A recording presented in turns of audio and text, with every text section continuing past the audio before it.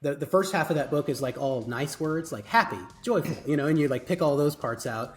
And then it's more like resentful, irritable. And it's like, there's only 4 words. You have to pick one. Like you have to put yourself in one of those 4 buckets. And by the time you get done with that, you're like, wow. Tradies and contractors making over $50,000 a month in revenue. I will guarantee you 30 qualified leads in the space of 90 days, or it is free. You heard that right. It's 30 qualified leads in the space of 90 days, or it's free. And you're probably sitting here thinking, what the heck? That's a 10x result on what I'm currently getting from my marketing. And that's the point. We have finally cracked the code. We've got this amazing new process. It is working, and we are absolutely rolling this out big time. Head across to tradie.wiki/offer. That's tradie.wiki/offer. Fill in the form, book a time to have a chat, and we look forward to helping you grow. Ciao.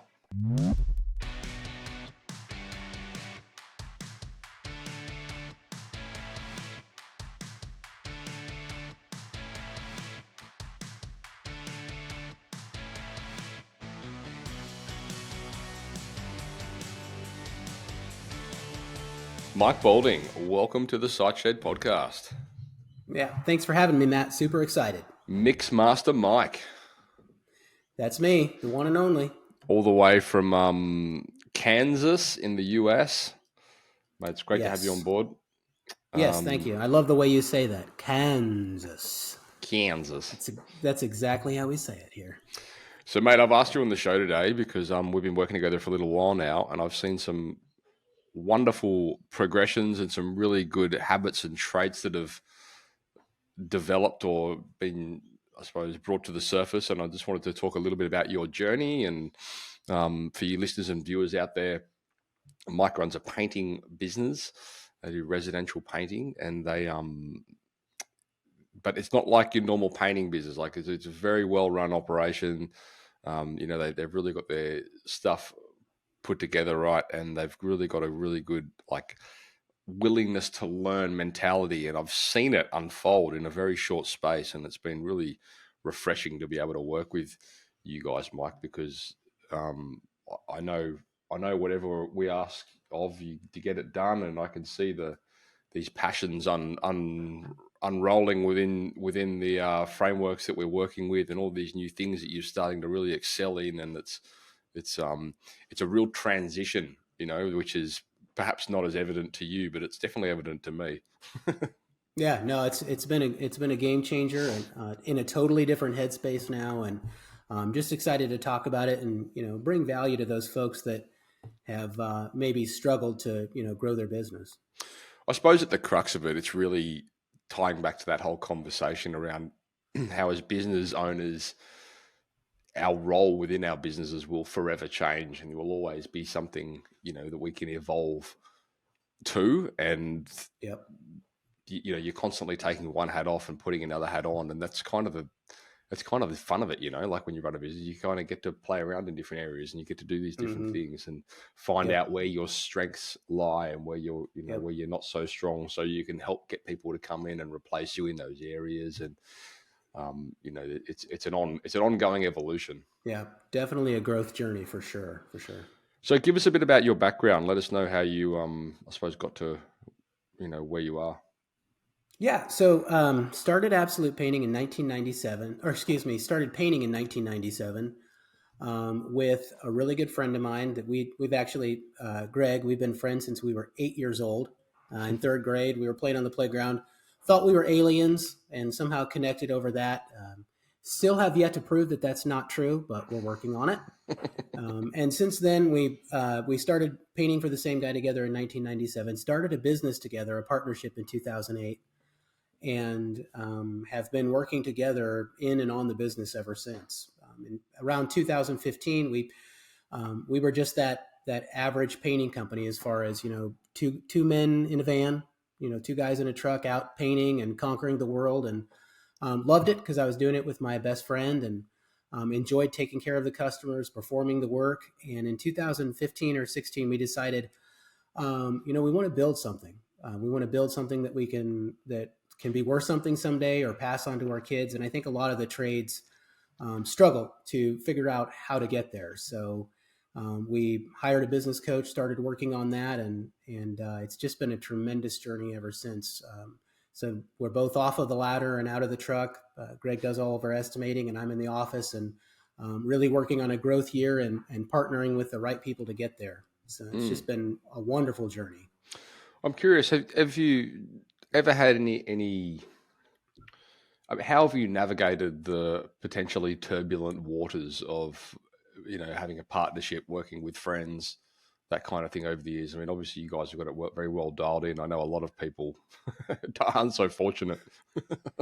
No, what is the failure rate for partnerships? It's like super high. I don't even know the statistic, but Oh yeah, anything under 80% would be really surprising if they succeeded. yeah, So, I wish that I had some kind of actionable piece of advice to give partnerships that's easy, but I don't. Greg and we've been friends since we were kids. We grew up together. I know pretty much everything about him. He knows everything about me. My wife has a refrigerator magnet that says, "We'll always be friends because you know too much." So we've always seen this as we're fighting this battle together. If you're in turbulent waters and you're using the other person for a life preserver or trying to hold yourself up, you're going to push them down. But if you hold each other up, it's a way different story, a way different ball game. So I wouldn't want to do this myself. It's hard. Running a sure. business is hard. Being a contractor is hard.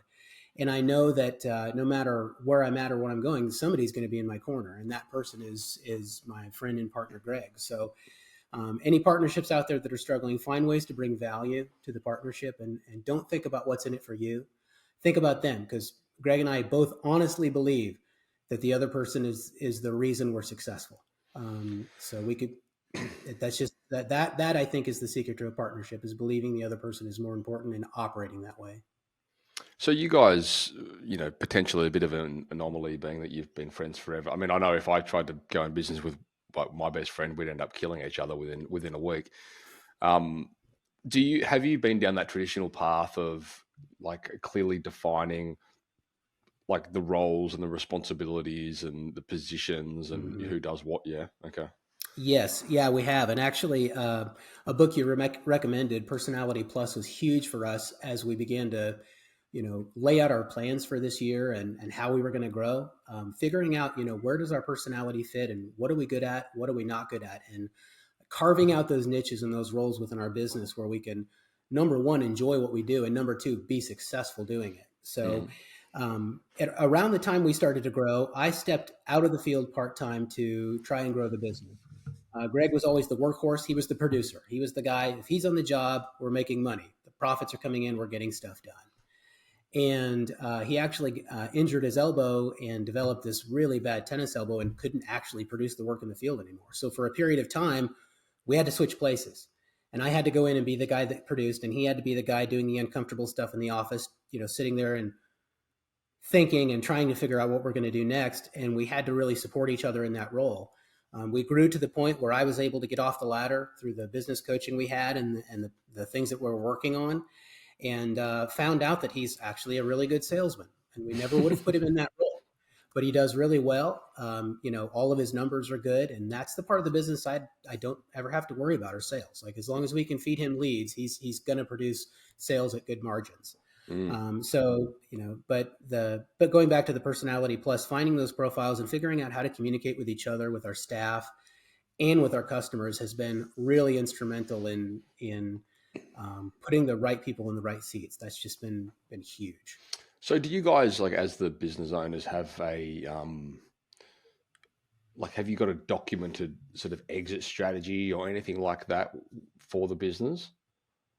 Not really anything formalized at this point, Matt. That is a part of our overall plan. Right now, we're focused on working with the current coaching system we're at. We've set a 1 year plan and a 3 year plan and a 5 year plan. Neither of us have any plans to exit soon, but putting up profitability and putting up the numbers, building systems that replace the owners so that Hmm. the owners aren't the business. Those are the things we're focused on. And then as we move forward with that and really put up the numbers we're supposed to put up, then we can start talking about what are we going to do next. Mm. Yeah, I know one of the things I've read in, geez, I can't remember what it was. It might have been Good to Great or something like that, and it was talking about how if you are in a partnership, it's important that it's probably, again, you guys are a bit of an anomaly there, but when you're going into a partnership arrangement with someone, there's by having a clearly defined date on at this time this is where we're going to exit, and or we're going to do a buyout or something like that, so that it sort of Yep. gives No. you. Yeah. Yeah, and that makes sense. We do have articles of partnership that we drew up when we started our business. Like we were so broke. I mean, we had like $300 in an old van, and we took the time to meet with a lawyer. We spent like $1,000 putting this thing together because we wanted to do it right.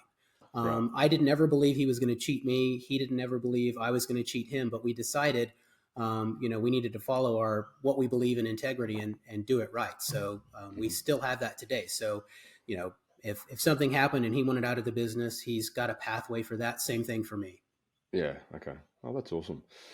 So, I'm curious in relation to the business and how it's evolved over the last, well, almost since 2015, so almost 8 years, Mm-hmm. almost 10 years. Um, where did you start in terms of what you were delivering on from a product point of view, and then how did you get to where you are today, or has that not Mm-hmm. changed? It's just scaled. It's changed a little bit. Really, the work itself really hasn't changed. Our company still paints the outside of your home, the inside, ceilings, walls, trim, doors, cabinets. But the way we present what we do to the homeowner and the way we go about our processes has changed a lot. It was very informal early on. Greg and I would show up, we'd chat up the homeowner, we'd go in, get the job done. And I'm sure, if anybody is listening that is operating in the trade or in their own business, you rely a lot on the fact that you're the owner and your charisma to, win over the customer. And you're committed Mm, to doing a great job, because if you don't, your business is going to fail and then you have nothing. So we've taken that framework and really developed, some systems, some processes, and checklists to put in place to make sure that that stuff gets done when we're not on the job. And that Matt was probably the hardest thing for me, was turning the keys to the production side of the business over to people and trusting them to do it. Having systems and processes in place that they follow is really the only way to make sure that that happens. yeah, it's very interesting. I know I've got a salespeople that have. I got a new sales guy that started this week with us, and he's sort of in here training. And like you say, it's such a common and easy thing as the business owner to, and dangerous. I should quantify, because you get in this habit of like selling people in a way that's not scalable, like selling jobs and selling projects and selling, Mm-hmm. you know, bringing on new clients in a way that is not scalable. And so I've Yep. had to go down this whole different path now, working with my coach as well, and how we can better script out positions. And, so it's not necessarily uh, like me just, shooting from the hip. It's like, well, this is a structure Mm-hmm. that we've kind of got to develop and follow if we're going to scale this, so I can Yeah. remove No. myself from doing it. Yep. And yeah, it's quite a polarizing exercise, actually, because it makes you realize sometimes how much you build these dependencies around yourself Mm-hmm. unnecessarily, but not Yeah. probably not like probably not with intention, but just through the nature of what you do. Like you pick it up and you do it, and you don't realize later, well, I'm actually Yeah. building a pretty bad habit into this process, or Yep. lack of. Yep. Yep. Well, and it's an identity thing, I think, especially for tradespeople. Mm, The business is you. This is my business, and probably the when we started this journey, I read the E Myth, mm, and that was huge for me. That blew my mind. I had never really been exposed to those ideas and those concepts, and I'm just reading it again now as we're entering another growth phase, and you find that the information is still there, it's still relevant, and getting refocused and making sure that whatever you do in your business, make sure that it can that do everything it needs to do just as well without you as it does with you. I mean, that book is That's like huge. it's one of the five probably timeless books that you can read at any point in your business life, and you will always extract something different from it. Hmm. And I mean, Oh I've read yeah. that book so many times, and every time I go back, I go, that was definitely not in here 2 years ago. Yeah. They've Yeah. snuck in You here grow and they've into it. added those Yeah. pages into that book without Uh-huh. me even like. I think Yeah. this is a test, and this is why I say to so many people out there, you've got to read like it. I know it's uncomfortable, and I know like well, it's not uncomfortable to be honest. It's like you know what's funny. So we've got this, we've got our surf and learn program coming up in the Maldives in August, and like I didn't even get a chance to market it this year because it booked out with past guests, which is Hmm. kind of next year. I don't know what I'm going to do next year. I might have to run two of them. Wouldn't that be terrible? But anyway, Yeah. but the point is, I said to the guys that we were 75 days out of the trip, and I said to them in the in a chat group that we've got going, who wants a challenge before we leave? And everyone goes, yeah, I want a challenge, I want a challenge, I want a challenge. Because they're all business owners. Like they're coming, I mean, they're going there we're going there to surf, but like if they will definitely be working on businesses while we're over there. That's just the Hmm. nature of, what we do. And Yep. they said, yeah, I want a challenge. I said, cool, well, here it is. I said, so I don't know if you're familiar with the 75 Hard program. It's basically this, it's very much not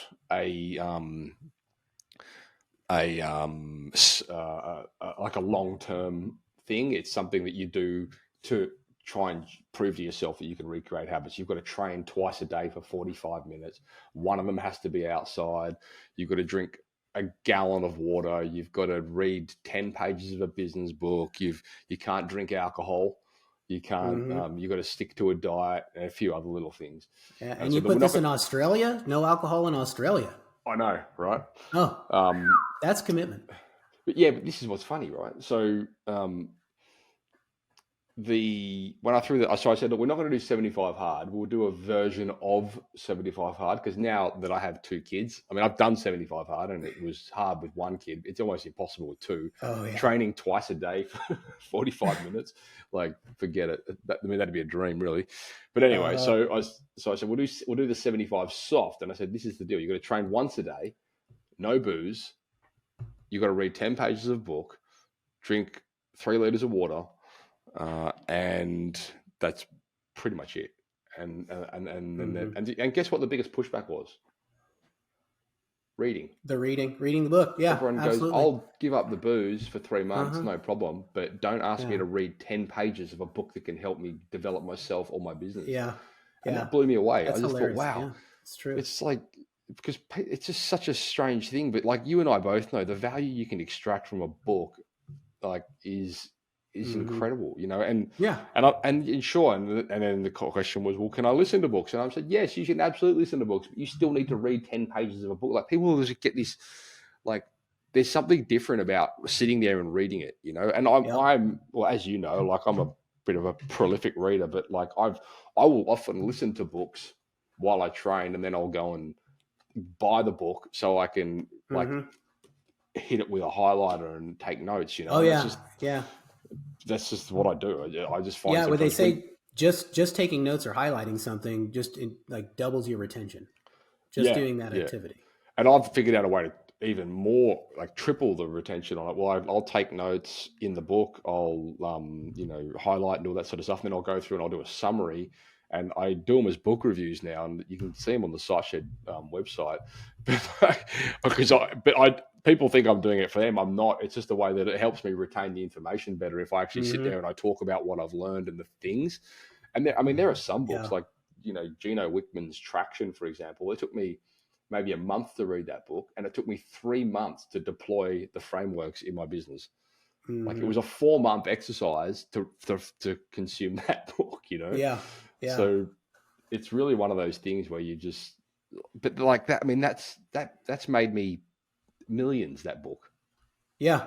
Yeah. Well, just, being able to work on yourself and get better at being a business owner is huge. And, Greg and I would drive around and be like, what would it be like to have a painting business, but you didn't actually paint stuff?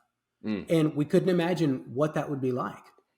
And so we had to educate ourselves into the mindset that, like, oh, you can do it. This is how you get there. I mean, it's been done. The framework is mm. there. You have to find people and resources that are going to help you build the steps to get there.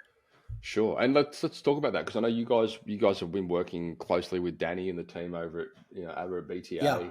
Amazing coaching program. Like, Yeah, just wonderful, those guys are just so good. Breakthrough wonderful. Academy, for you guys over in North America. If you haven't seen those guys, go check them out because they're really good. They got a Yeah, great it's podcast. amazing. Actually, did you come? Did you come to me through their podcast? How did we get in Yep, contact? yep. I saw you on the Contractor Evolution podcast, and Ah, right. the thing, the last coach that I had, his name is the first coach. His name is Brandon Lewis, and he runs the Academy for professional painting contractors here in the States.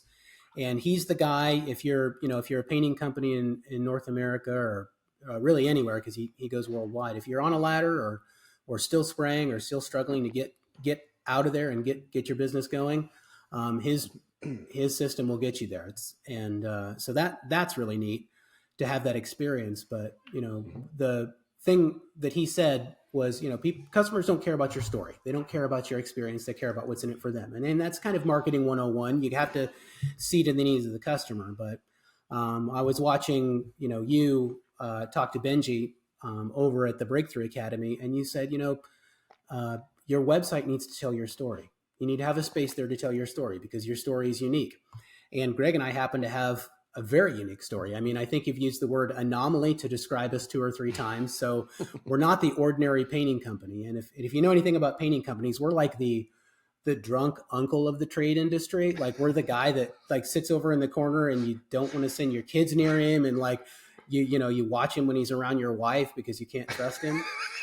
So, to have a painting company built on a real friendship and on real values that we live in our daily lives and put in our company, we're working to set the industry apart. And there are other players in the painting industry that are doing that. So it's great to be a part of that. And that's really what attracted me to you and your system, was that idea that, like, wow, we do need to tell our story because there's value in it. Well, I mean, and that single penny drop moment, I feel like, has led you on this path of like a new passion, really. Because Yeah, no, and it's also, yeah, I think you've discovered something that you're really good at in the space of yeah. telling your story Yeah, and very creating content. surprising. Yeah, at the same time I was watching that podcast, I was working with the guys over at BTA to develop our ideal client profile. Mm-hmm. And if you haven't done that exercise, you have to do it. Mm-hmm. Take your 3 or 4 or 5 favorite customers, plot out, not just where they live and what they do, but what they like to do, what you like about them, and put that together. And at the same time I was doing that, I saw this podcast and I realized our ideal client loves to have fun. They love to have a good experience and they love to have information. And so that really, really resonated for me. Just those 2 pieces of information coming together at the right time. Yeah. Yeah. And I mean, it's great because, part of that process that we go through, and I like kind of what Mike's talking about. And for you guys out there that aren't doing this, I encourage you to really start, because it really does help. Like, in a world full of noise, which is where you guys live now in the contracting space, like having that unique message and having that clearly defined, I suppose the differentiators between the way you operate and potentially what your customers do. Like, they're the things that really separate you and help you stand out in a noisy marketplace. And Yeah. like, for example, you guys, Mike, like you had, and this is extremely common, by the way. In fact, we just a new client came on board only last week. He's telling us about this amazing process they've got. Like, they're renovation specialists, and this process that they have pre-built in order to essentially scope out the entire project and make sure everything runs accordingly well before, as an entry level product. It doesn't have to carry on to a build, but it can do. And I was like, Mm-hmm. this is amazing. Like, this is like uniquely identifying. And of course, when you're doing it every day, you get caught up in the moment and you think, well, this is just work. This is Yeah, not, that's what I do. this is just what I do. I wake up in the morning and I do this. This is it. Mm-hmm. You don't actually get any perspective on the fact that this is like a process which can make you really stand out against the next guy. And most businesses have those processes in place. They just don't really, they don't really see it, Yeah. Yeah. And And that's they the definitely thing that don't can tell their really, customers about it. no, that's right. And then we start working with you guys, and all of a sudden you've got all these processes, and we've got videos on them now, and like we've got all Mm-hmm. this sort of stuff, and that's the kind of thing that when we talk about the ecosystem of what a of a contact you might go through within a business, they're the kind of things that can really nurture and improve your conversions Mm-hmm. directly or indirectly. And Yep. the indirectly we'll never know, but the directly we can know, and we can really gauge that, and we can do things like, you know, build out YouTube channels, which is what you're doing, you know, which is Mm-hmm. great. You know, we can embed those videos onto web pages, we can send them out in emails, we can do whatever the hell we want once we've got them. But the point is, Mm-hmm. you've got to get them out of your head and get them into a format Yep. where we can Yep. use You have that to as create it. leverage from a marketing point of view. Yep. Yep. And And I had tried to create videos before, and it was always like, okay, I'll start the video process, and okay, how do I edit this? What's a meta tag? Like, how do I post this? Like, how do I do all this stuff? So, right. coming on board with you guys, you were like, just produce it, give me a video, and we'll take care of it. And so you've got to focus on the things that, I'm the only one, or Greg's the only one that can create this content and create these videos and make it relevant. So we focus on that and let the experts do the polishing and the editing and make it pretty. Well, yeah, and in truth, the hardest part of any like editing process is getting the media. I Yeah. suppose that's something that we don't have to worry about with you. We Yeah. say, want a video on this, and bang, there it is. You know, Yeah. within a couple Well, of days. especially choosing to work with contractors. Well, yeah. We are a disobedient bunch for sure. Well, and this is what I say to the clients. It's like, don't get caught up in the process. It's not about the process. It's about the outcome. And like the Hmm. outcome is we want to have this thing at the end, right? And we want to have this because it's going to improve A, B, C, whatever it might be. Hmm. Yeah. Yeah. The The first pros, video I did, I started 4 times, like 40 times. Just right? started. Hey, this is Mike with a. Hey, this is Mike with a. With the Twitch. I mean, yeah. And then I've got like, I'm going to create an outtakes video one of these days because I've got Yes. some hilarious stuff that I said and did in the middle of my frustration. But, I fought through and got that first video done and sent it over to you guys. And you were like, check this out, mate. And you sent it back, and it like there was music, and this form popped up, and I was like, wow, that was like a Mm. drug. I was hooked. After that, I was like, man, I'm ready to go do this again. I'm like, okay, I'm making lists. Like, what can I make a video about? How can we get this out there? Mm. Yeah, and the point is, I suppose, you like for all of you guys out there, like whether you're comfortable with it or not, you've got to start somewhere, and it will Mm-hmm. become more and more comfortable as you Yep. do more of them. And that's just the reality of anything you do. Like you can't pick up anything and be great at it from the get go. No. So it's just a game of just chip. I mean, any you can get better at doing anything as long as you practice it. You know what I mean? Yeah. Yeah. Um, Well, and set yourself up for success by, involving people that will point you the right direction. I mean, you guys have been great to keep us motivated and keep us excited about the process. Sometimes just saying great work, just somebody saying this looks awesome. I mean, that's everything. That's huge. yeah, and yeah, and I can see like the progression of like the quality that we're being sent. Like it's getting better and better because you're getting more comfortable with it. You're practicing it more, Hmm. and it's Yep. less rehearsed and it's more. And this is the thing. This is what I say to guys when you do start going down that path of creating content. It will become more and more fluent. And the example I always use is, like you as the business owner, you'll sit there and you'll have these conversations with your client with utter conviction, and you will communicate it with absolute perfection every single Hmm. time because you know it and you do it every day. And then for Yep. whatever reason, when we hold a little camera up in front of you, in front of our faces, we clam up. Yeah, And the you turn difference, into it like a dancing monkey. You're like, hey, I know what I'm doing. exactly. And the Yeah. difference is a little tiny camera. It's not Hmm. at all the content you're talking about. It's not the thing. It's the fact. It's like Yeah. this little thing in front of you. And so Yep. I always say to guys like just pretend like you're talking to your phone, like you're talking to a client. Like, yes, talk to Yep. them about the deck that you're going to rebuild. Talk to them about Yeah. the fascia that you need to replace. Talk to them about the Uh-huh. gutter that's rotting and the different type. Like that's the kind of thing that when we're trying to build trust and rapport. We live in an environment now where it's because there's so much noise. It's like that education piece that's missing for a lot of businesses. It's being able to say, Hmm. well, yeah, we can do the thing, and here's me talking about it, and here's some proof of stuff that we've done. It's like, show me, tell me, don't show, like, don't Yep. show me, Show like, me. sorry, Yeah. show me, don't tell me. Hmm. Yeah, that's it. So, Yeah, well, and when you have a piece of you have a piece of content that tells the story or tells your process, it's on your website, they're looking around and they click into that. I mean, we've seen an increase in our closing rates just since we've rolled out these videos and our new website. Like, people are calling more ready to buy, and they're less ready to find a competitor, because when they find that competitor, they don't have those things that we have. They don't have the processes, they don't have the systems or the videos and stuff. So it actually takes you out of that sense of selling a commodity, because if you've got a bid from both paint companies and they're just about the same, they tell you the same stuff, the experiences are the same, the customer is going to go right to the price and pick the one that's cheapest. Mm-hmm. So, but if you can provide this sense of like, what we're doing here is special and nobody else is doing what we're doing, you put yourself in a whole different market. And then they are buying from you, not because you're the cheapest, but because you're the best. That's right. And yeah, and being able to, and this is kind of the exercise that we're sort of trying to develop now with you guys, like how do we, not sell a commodity, like preaching from the Alex Hormozy handbook, I suppose, Mm-hmm. but like, how do we sort of take what we currently do as a service and turn it into a product, which makes it harder to price shop, which could involve moving pieces, it could Yep. involve a whole bunch of different things, which you turn Mm-hmm. into your unique identifying mechanism. And then that Yep. then becomes impossible to shop, because you say, well, this is the absolute painting 101 way, whatever. And people go, Mm-hmm.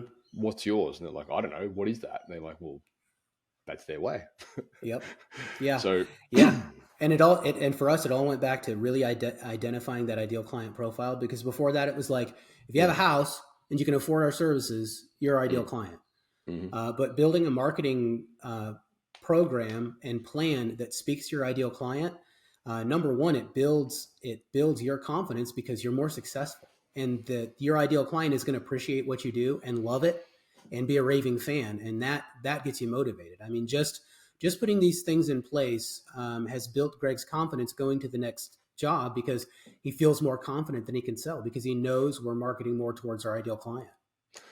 Yeah, and I think as well, one thing that you guys recognized was probably that your ideal client, and in fairness to, I suppose, the product that you, like your product, your service, where it's, I won't say like a long sales cycle, but it's longer because it's normally like a higher ticket, Mm-hmm. price point than say your average residential electrician, or Right. plumber, or whatever it might be.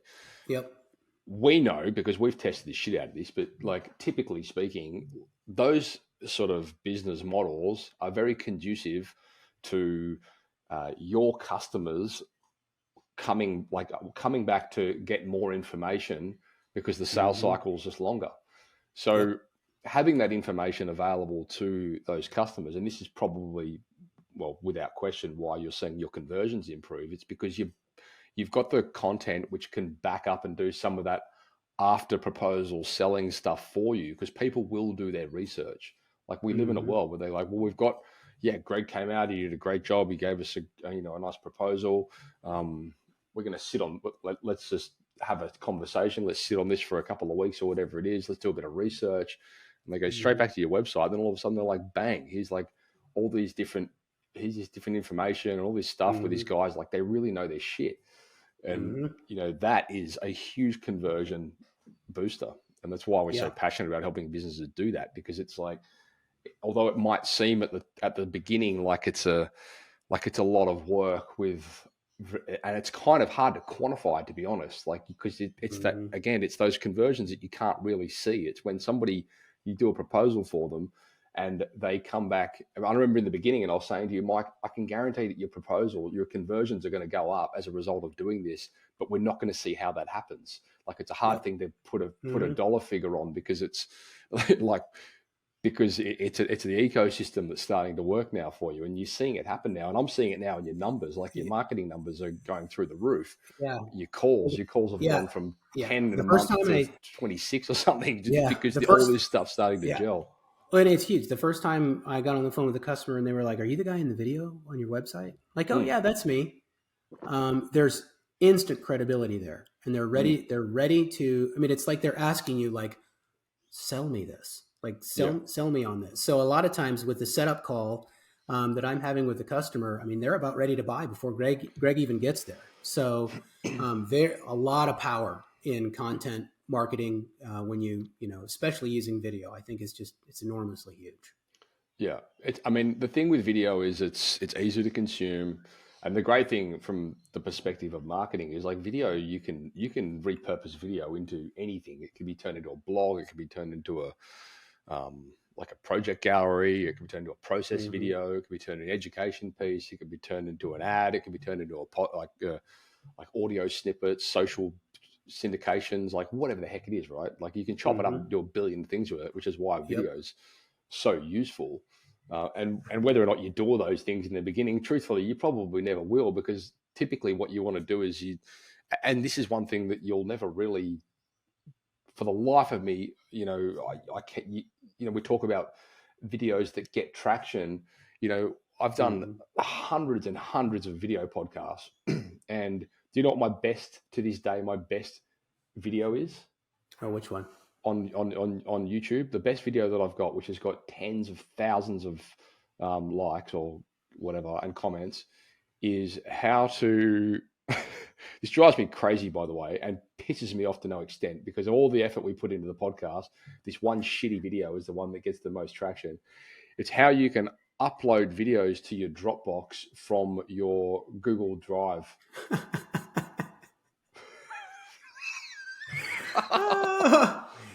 So all of these knowledge bombs, all the people you've had, all the video content you've put out, all of these amazing secrets. Yeah, it's how to upload a video from Dropbox. Right, and it just drives me. And I'm Matt, thank you for contributing. Thank you for contributing to society in such a powerful way. Exactly. Dropbox, what's that? Like, what is this? Like 1995 or something? That's probably where they're clicking. They're like, "What's Dropbox?" Yeah, exactly. Yeah, that looks like fun. Anyway. Yeah. So anyway, the point is, you don't really know what's gonna get traction. And to be honest with you, that's never really the goal. Like the goal is just, well, how do we? Because you don't need thousands and thousands of views. And this is I think that where people, and in truth, even myself, like from the podcast, like in the early stages, we would get really hung up on numbers, and we get hung up on what's our downloads, and what's our subscribe rates, and blah blah blah blah. Yeah. And then after a while, I realized if that was really important to me, I wouldn't be targeting a specific niche, like a relatively small niche in hindsight. Like I'd be a generalist. I'd be trying to like compete against Joe Rogan and Tim Ferriss. And I'm like, what's the point of that? Go after the big guys. Yeah. It's not about the numbers. And this is the same thing for you guys out there. It doesn't matter how many views you get on your video. If you get 10 and one of them turns into a client, job done. Like it's just paid for itself, Yeah. Well, and I don't even think about views on YouTube. I think about like, what can we use this content for to either sell more work or enhance our customer experience. The other big piece that you had discussed in the podcast I watched was, what are you doing with your customers from after they've bought from you, but before you produce the work? And, if we're 6, 8, 10 weeks out, there's silence. We literally used to send them an email that says, "This is Mike. He's going to be your schedule manager. You may not hear from him until a week before your job." So like 6 weeks, 8 weeks goes by where we give them nothing, share nothing with them. And you were like, why don't you just send them some information, send them some valuable stuff? And it's like, now I'm thinking that's what we can use these videos for. We can tell them like, hey, this is our project setup checklist. Like you're going to see the guy with the clipboard on the job doing this on day one.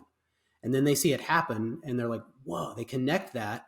And all of a sudden they're having that experience that's no longer a commodity. I mean, this is a great, great experience.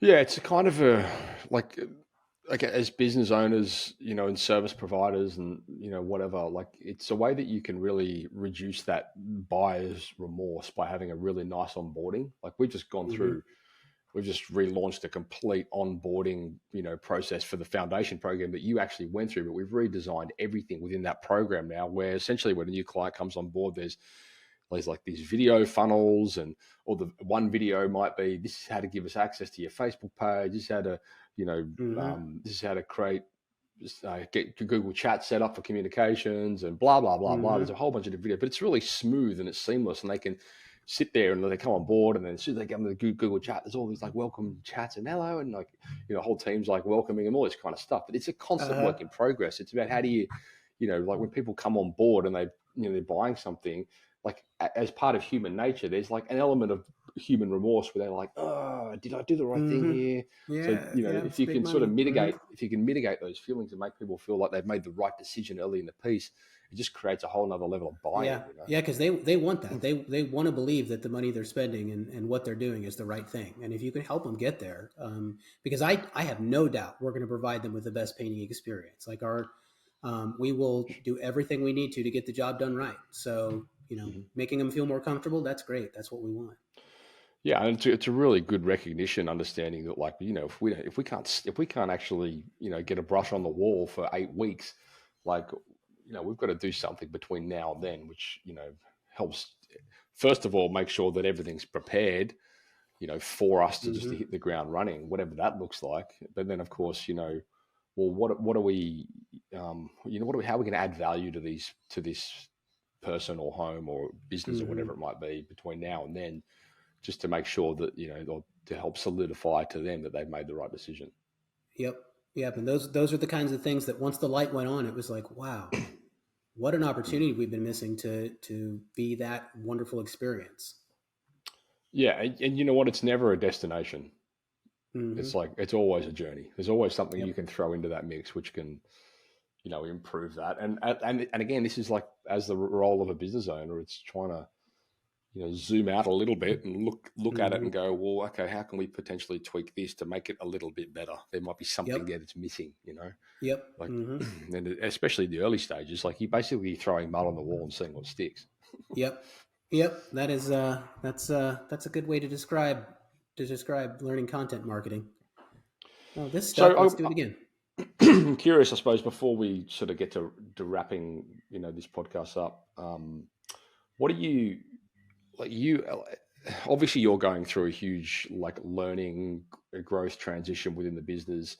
Where do you foresee, uh, first of all, the business heading? Like, what are the goals? What's the strategy? What's the objectives there? And then what are your how is you and Greg's role within the business going to change as that dynamic shifts? Yeah. Yeah. So, it all started with building an org chart, an organizational chart Hmm. with the guys over at the BTA. That was another one of those moments that was like, okay, now I'm finally getting it. So, our goal in 3 years is to be a $3 to $5 million company. So, you take that number, you back into it. How many estimates do we need to produce? How many jobs do we need to sell? How many people do we need to produce? How many people do we need to manage that work? And you fill out an org chart for that size, and you put your name everywhere it needs to go, Greg's name everywhere it needs to go, and then as you grow and move that direction, you pick the seat that you need to replace first, and for me, that's an admin person to do the customer-facing phone calls and the setting up the leads and processing the leads. Put somebody else in that seat. That frees up your time to push forward on the big goals, and then find that next seat you need to fill and keep working at it. So Hmm. that was what was missing. When we would drive around in the van, like, I wonder what it would be like, or I wonder how we would get there. You have to build a plan. Put together a chart, build a plan, and know the numbers you need to hit to get there. Isn't it a inspiring and exciting exercise when you have a picture for 3 to 5 years and it might look on paper like this astronomical goal, and when you reverse engineer it and you break it down into these tiny annual, quarterly, monthly, you know, and then into tasks, how little you Mm-hmm. have to do to Yeah, actually reach that goal. yeah. It's just get up and do the thing in front of you today. What's that book? The One Thing. Yeah, What Gary is the Keller. one thing I can do today or now that will make everything easier or irrelevant? What are those things? And for me right now, it's marketing and recruitment, and anything that I can automate or pass off right now. That's what I need to be doing so that I can focus on those big picture things and drive the bus to the next street over. Mm. Yeah, and that whole, I think that framework is something that most business owners don't do well. And I don't know, I'm not quite sure how they do it over BTA, but I know, like, again, going back to that whole traction model with, Yep. you know, Gino Wickman and, Yep. And that's it. the Yep. EOS system, which I think they're kind of loosely, but I mean, to be honest with you, I think most businesses these days are loosely based around that because it's such a brilliant model. Like you've got Mm-hmm.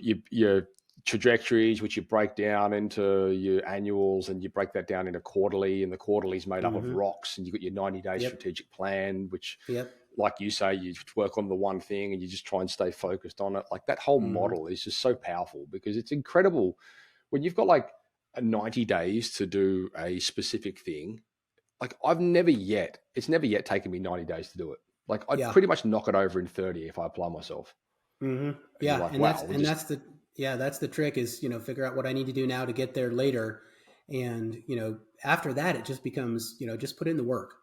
mm, Put in the work and track it. And, you were talking about, the exercise regimen or the habit forming program. It's a lot of it is just learning to be disciplined to stay with it, and mm, when you're a trade, when you're working on a job, like, you can't just paint half a wall and go home. Like, you're not going to get paid. Like, you can't just, I don't want to get up on the roof. It's too scary. Like, they're not going to pay you unless you finish the whole job. yeah. So, working on your business is the same way. Just keep working and plug away and get the stuff done. You know, the one, if I was ever going to get anything tattooed on me, it'd probably be the saying, how you do anything is how you do everything.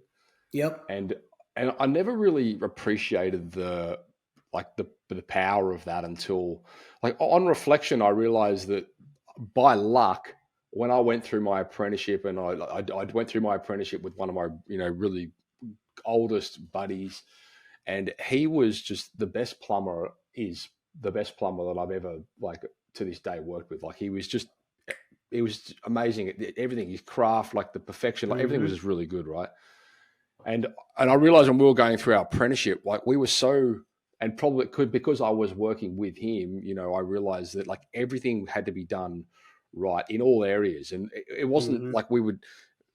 It helped me form this, I suppose, habit around life as well. Like everything I would do, you just make sure you finish it. And so I say to my kids, I'm like, just make sure that everything you do everything properly. It doesn't matter if it takes Mm-hmm. longer, just get it done. Yep. Yep. And like that, I think that mentality was like something which was such a, like, it resonated so strongly once I Mm-hmm. reflected back, and I was like, I think that's kind of where I developed this. It's like you just got to make sure you're doing things right in all areas of your business, and it will take more time to perfect it, but over time it gets easier and easier because you Yep. form these habits, like you say, around how to do these things properly, and then you build this some subconscious mechanism which helps you, Mm-hmm. like it just becomes who you are. Yeah. It's Yeah. like, well, no, And I'm it's, going to hang yeah. washing out this way because it's the better way to Mm-hmm. do it, and I'm going to make sure that I clean the kitchen properly after I cook because that's just the right thing to do, and blah blah blah blah, and all these little things, and then it all Yep. comes, like, how you do everything. Anything is how you do everything. Yeah, absolutely. It's all about, for me, the biggest change, the biggest growth hasn't been, what's our new bottom line, or what's our new revenue number, or what's our new closing rate. It's been the mindset. Like, to me, this feels like a new business now. It's the same business I've had for 15 years, but the different viewpoint I have, the, setting goals and reaching them, the success in my life has been attributed to changing that mindset. Let's have an abundance mindset, and let's get going, and don't let those defeated thoughts or defeated thinking put you down. And and in truth, you've changed the perspective for you has changed from lag metrics to lead metrics. Mm-hmm. Like all that stuff you're Absolutely. talking about, like, okay, net profit, close rate, all that kind of stuff, they're all lag metrics.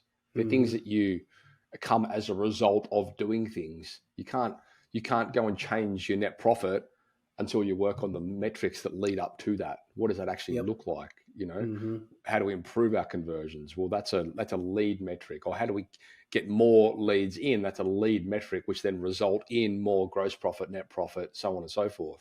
And Yep. people get too caught up on the numbers that come out at the back, not understanding Mm-hmm. that there's metrics that you can tweak and you can Yep. manipulate, which can help you with those output numbers. And I think that's Yep. something that you guys are really starting to dial in, and I think you can Yeah. see No. it. And yeah, just with generating leads, it's like, okay, we need more leads. We need more leads. And, in our, our initial call that we had, you were like, I don't think you have a lead problem. I think you have a conversion problem. So let's Mm. take more advantage of what you have, and let's optimize your conversion. And that means, you're still putting in the same amount of effort to get the leads, the same amount of money to get the leads, but you're getting more sales. And Exactly. that's been a big game changer for us. Yeah, exactly. I mean, and that's really common for businesses. They think they have this churn and burn mentality. They don't like being able to, if you take a landing page, for example, or a web page or a home page, and you can improve your conversions from 2% to 4%, that's a 100% improvement on the traffic you've already got. You don't have to Mm-hmm. generate any more leads. You just need to convert them better. Yep. And this is where that whole journey becomes really interesting for people, because they're like, oh shit, I could actually reduce my marketing budget here and I could still get double the results. Mm-hmm. Hmm. Yep. And those are the kind of things that really make it a lot easier to climb the stairs to the next floor. Way less energy has to be expended when you're using your leads efficiently. That's right. And I can tell you guys now, the big thing that we're working on, like with all of our clients, especially with the new foundation program, it's just all around how do we communicate our message and back it? Like, how do we put a big, bold guarantee behind what we do every day as an offer, but how do we just make it a no brainer? Because when we're talking about conversions, like, again, a lot of businesses have the traffic, but then when they get to the point, they get to the website or whatever it is, there's just there's just nothing there which is making the visitor go, wow, that's a no brainer. Let's do this. So, Mm-hmm. for you guys out Yeah. there, it's really about understanding, well, how can we, just make no brainer offers and back it with like a guarantee, which we know we can Mm-hmm. deliver on, Yep. and to be fair, you're kind of putting your nuts on the line a little bit, which is the whole Yeah. point though, right? Like, No, people want to it's say, well, if I'm going to put this money down, put some skin in the game at your end. Like, what are you going to do to mm-hmm. make sure it happens, And Yeah. I think that's a really good No. experience for customers, especially because, again, in the interest of reducing fear and mitigating risk, like that's a really big amplifier. Yeah. Well, and if you're not willing to guarantee your work, then you must not believe that you're the best or that you can be successful. So, Mm, here at our business, the guys that are out there leading the jobs and doing the work are the best. I mean, they're the best guys. They take care of the customers. They do it very, very well. They follow our principles and our policies and get the stuff done. So when Greg goes out to sell a job, he trusts he can make that guarantee because he believes that we're going to get it done. hmm So we can tell our customers like, hey, we are not going to charge a deposit. We're going to wait until the job is completely done. You've walked through the job and you're fully satisfied, and only then will we take payment. And that's people are like, oh, can you do that? That's too risky. That's too scary. And there are a lot of people that are like, no, you just have to charge a deposit. It's what you do. But if we can differentiate ourselves and show the customer like, no, and this is really true, like we don't ask for money until the job is complete and they're fully satisfied. That can be a huge thing over we're good painters or we do quality work, or the painters you can trust. That was the big one we had before. Um, if you're trustworthy, show it. Prove it. Put out a guarantee oh, there. permission to play marketing, eh? Yeah. Oh, yeah. That was the other thing you said in the podcast. You're like, if anybody has contractor you can trust on the top folder of their webpage, and I'm like, we have Damn that all over our webpage. Okay, talk to me about that. Yeah. Yeah, I know it's a big thing. People, like, when we say, oh, what are you, what are you what's your call to action, or what's your, they say, oh, we're trustworthy and reliable. I'm like, yeah, you'd want to be. Okay, what Uh else? huh. Is there anything that we can talk about? Because that's permission to Yep. play. Like, Yep. you're not in the Exactly. game if you're not trustworthy and reliable. Yeah. Yeah. And sometimes you got to get vulnerable. You got to, you can't be so proud of what you have that you're not willing to take a critical look at it and be like, oh, we're not doing that very well. I think Mhm. and this was certainly true for us, contractors get a level of success. Maybe your goal was to get out of the field and into the office and not have to produce the work. And you reach that goal. And contractors, we sit back, we're like, okay, we've got this all figured out. Like, we're the best. Nobody's better than us. And it just so happens that, we're the biggest painter in town, but, you're in a small town in a very, very, very large country. Right. So don't ever just sit back and say I've done enough or I'm the best. There's always room to improve, and if you look for it and you pay attention, it'll come your way. Even if it's a podcast from some guy in Australia that says you're kind of a dummy if you're doing it this way, and I'm like, man, I gotta call this guy, find out what I'm supposed to do. And yeah, what's that saying? You're green and growing, or you're ripe and rotting. Yep, exactly. Exactly. Rather be green and growing for sure. And that's another reason why I say to guys, read books, because books will keep you green. Yep.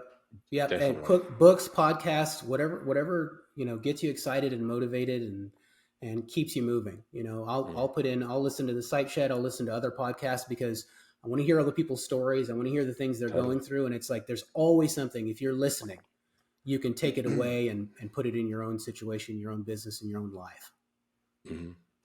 And I know, and like one of my best mates, Nick. You like, and I know he won't listen to this, so it doesn't matter. But like he always says, "Oh, I hate business. I hate self development books. They're boring. I hate business books, and because they're boring." I just think, "Oh man, you're just missing the point." Like Mm-hmm. it's not like I don't read these books. Go, ooh.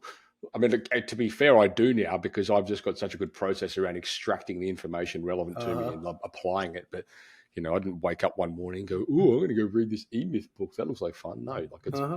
they Yeah. they're not. It's not like a fiction book. Like it's Yeah. Well, just probably the most powerful book that I've read this year is not a business book. right. We were talking early on in our process, and you were like, this book changed my life. And if somebody says that, like, you know, you're not, you're not a person given to hyperbole. You're not just going to say that about every book. And I was like, what book? Oh, Personality Plus. Read it. So I went online after we got off the call. I went online, bought it. I think I downloaded the Kindle and started reading it before I had the book. And Mm-hmm. like, it's basically a book that there's 4 personality profiles. You answer some simple questions, and it gives you an idea of who you are and how you operate and how you do things and don't do things. And like our whole family took the test. Yeah. We sat down, and it was like, I began to see patterns in my own thinking and my own behavior. That's like, oh, that's the choleric in me. Like, Mm-hmm. here's when I need to tone down. Like, there's times when you need to harness that energy and push forward. And there are times when it's like the smart play would be to back this off a little bit. And then I would notice in one of my kids, it's like my daughter is like the classic phlegmatic. Like, if she could stay up in her room and live her entire life in her room, come out to eat, have a little bit of interaction and go back to her room, she'd be happy the rest of her life. So I know it's like part of what I'm going to do for her is help her get motivated, help her get out there. One of my other sons is a lot like me. Like, just let him go do his thing. He's going to bounce around like a go-kart for a little while, but he'll get there. Mm-hmm. So, a lot of times you'll find stuff like that, that's not a business book, but it was huge. I mean, that applies to all areas of your life, and I'm seeing how it works for me in business too. Absolutely. I mean, it's the being able to relate and communicate with people is the cornerstone of like a relationship. It's like how Mm-hmm. you professional or otherwise. But yeah, Yep. Well, and it's it's nice. Yeah.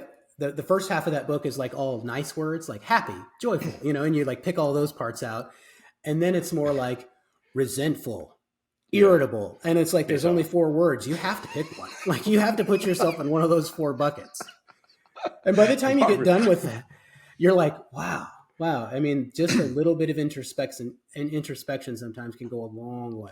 It's I did a wonderful. podcast on it, something along the lines, the title of I finally realized why I annoy people so much, and it was a book about personality profiling. Uh-huh. And and it's funny, like even last week I was at an event with my coach up here on the Gold Coast, and we were out for dinner one night, and he goes, "Oh, I'm really glad that we're having we're having this talk over dinner, because quite honestly I just thought you were a jerk." And I said, and he was there with the CEO was there, and his uh,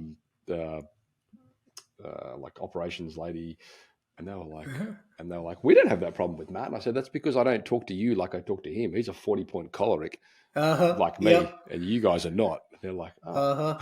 Yep. Yep. You can get a little rough and tumble. Yeah. he's, Well, it's he's like, important to know "Wow." that because I'm the same way. I always thought I was like a really patient, understanding, kind person. And I took that test, and it's like, oh, okay, maybe. And then you read the chapter where it's like, here's how your personality profile deals with situations. Like, you're Mm, impatient. You get irritated when you're busy doing something and somebody interrupts you. It's like all this stuff. It was like, God, that's me. It was just yeah, insane. It's like, okay, but now that I know that, I can manage it and deal with it and let it be a strength instead of a weakness. exactly. You're lucky too, because you got a lot of sanguine in there. Yeah, I got enough to balance it out where I'm not, just like pissing everybody off everywhere I Yeah, go. But like me. but that person ain't. I was asking my wife yesterday because I've had an experience with another vendor that wasn't very good, and it's not like they're not doing their job, but when a mistake happens in our business, I jump on it. I'm all over it. Like, man, I'm so sorry this happened. I want you to know I over communicate. We're gonna do everything we need to make this right. This is gonna be okay. We're gonna get this done. And by the time we're done, usually they're happier with us then than they ever would have been if we didn't, like trample their rose bush or, some minor thing that's happened. And I asked my wife, I'm like, am I too demanding? And she's like, no, you have really high standards. But it's that choleric side of me that's like, I don't have patience for anything less than what I feel like it should be. And so I Yeah. can harness that energy and don't accept less in our business. Don't accept less than that customer experience that we're after. Yeah. People that can't stay in that environment probably don't belong here anyway. Yeah, it's good because it's kind of like resonates through into values and it resonates through into delivery and, like it's becomes part of the culture. Mm-hmm. Yeah, exactly.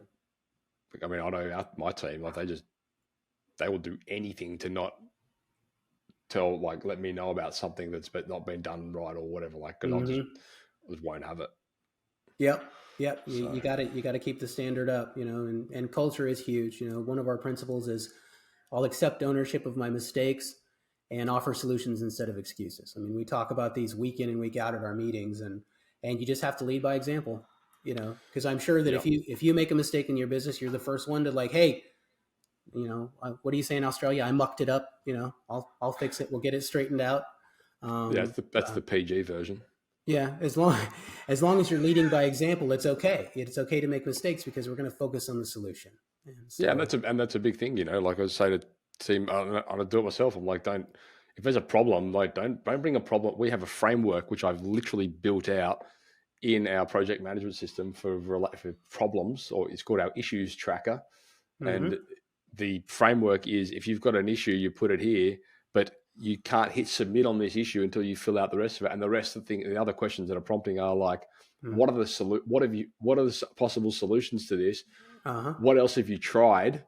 mm-hmm, Is there anything else available? Have you searched through yep, through our wiki for possible solutions for this yep, before they hit submit? uh-huh, Because when we go through our weekly meeting and there's issues there that we talk about, if it hasn't been done properly, I just delete it. I go, here's an issue that hasn't been done properly, delete.